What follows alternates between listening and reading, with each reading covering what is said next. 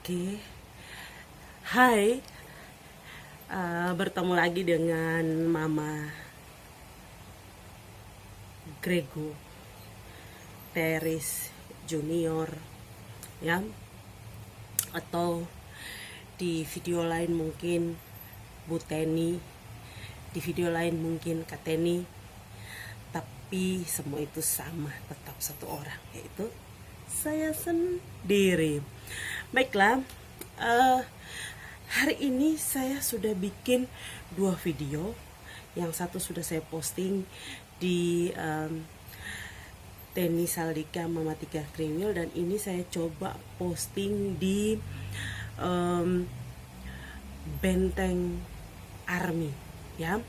Benteng Army ini bukan artinya army tentara, tapi ada kepanjangannya. Silahkan Anda buka deskripsinya untuk melihat apa arti dari army itu sendiri.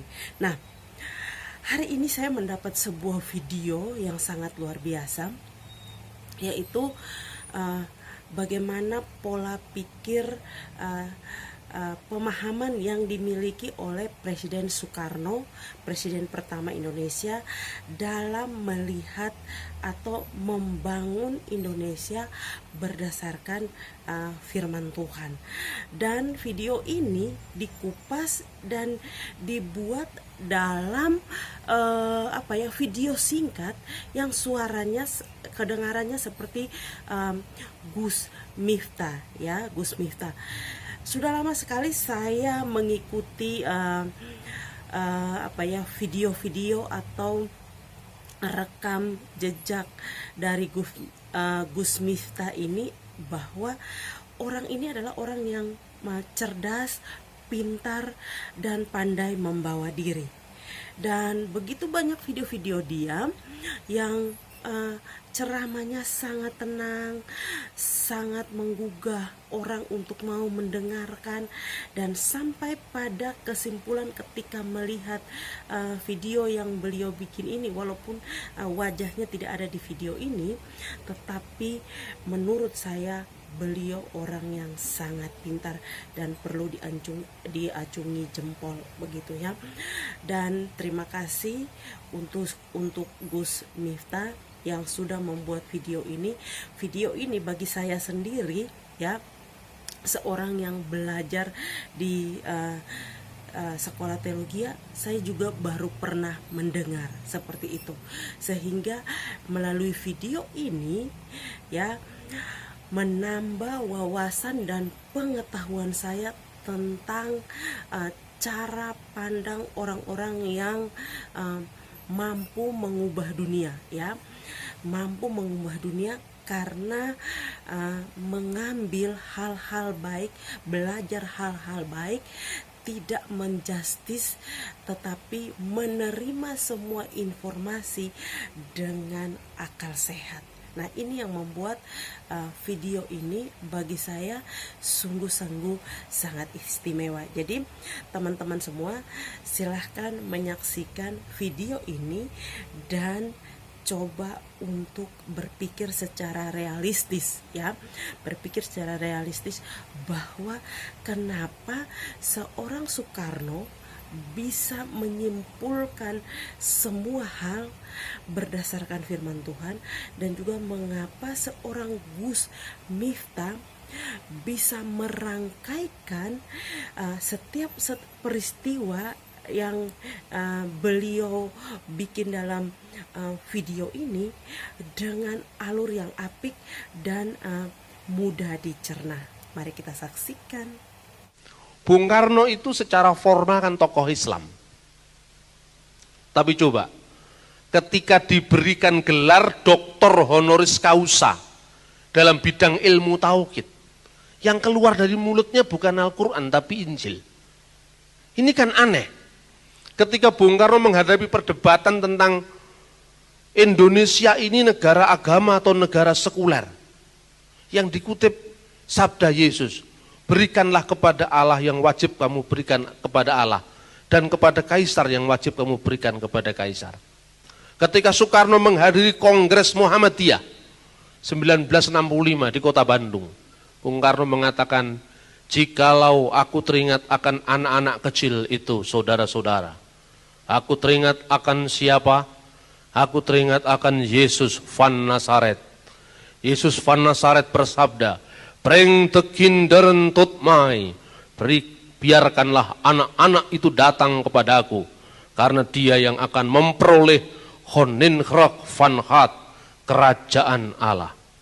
Ketika Bung Karno mengumumkan pentingnya kerja keras bagi rakyat Indonesia, dia mengatakan, saya ingatkan kepada saudara-saudara, bangsa Indonesia ini bukan bangsa tempe, tapi bangsa elang Raja Wali.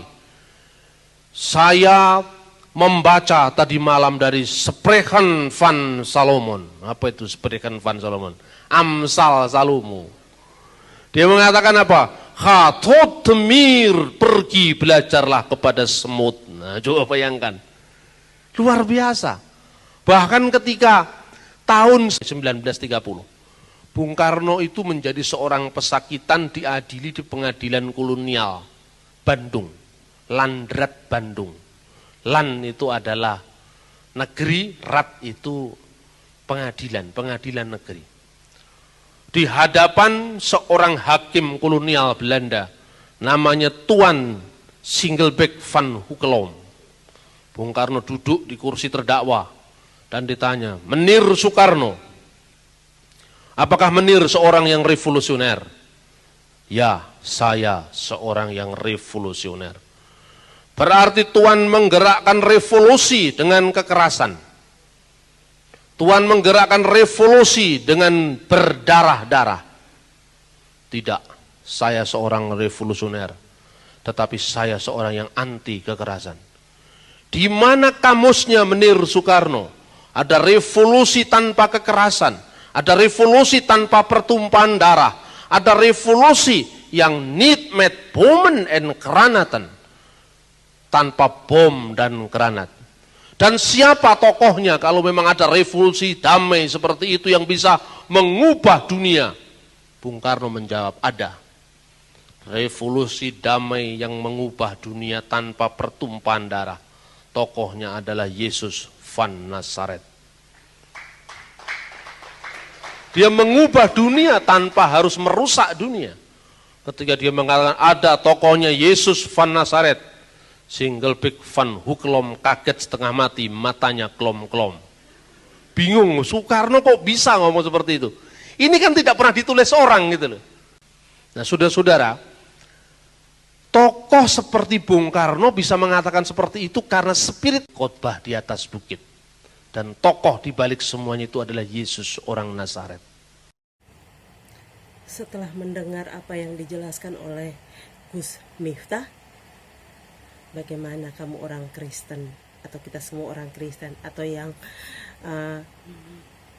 menyebutkan dirinya Kristen, ya, apakah ini tidak menjadi tamparan keras bagi kita bahwa setiap hari kita menggunakan label-label yang berbau Kristen, salib lah, nama lah, kemudian daerah tempat kita tinggal itu mencerminkan kita dari mana. Yang terlebih adalah setiap hari kita dekat dengan Alkitab. Tapi apakah kita sudah membaca Alkitab selesai dan memahami inti dari pengajaran dari Alkitab itu secara penuh seperti yang disampaikan oleh Gus Miftah ini? Sangat disayangkan sekali bila kita tidak bersyukur dan kita tidak menyikapi ini dengan baik. Dan supaya kita tahu bahwa mulai hari ini, mulailah berikrar dalam hatimu untuk belajar sungguh-sungguh tentang firman Tuhan atau Alkitab yang ada di rumahmu, yang kau pegang setiap hari, yang hanya baca bila perlu saja, supaya pemahaman kita juga jadi lengkap. Tidak hanya orang saja, orang di luar Kristen yang memiliki pemahaman yang lengkap tentang firman Tuhan, sedangkan kita yang dekat dengan firman Tuhan, kita tidak memiliki pemahaman itu sama sekali. Jangan lupa like, komen, share, dan subscribe channel ini supaya makin banyak informasi yang dapat saya bagikan kepada Anda. Terima kasih.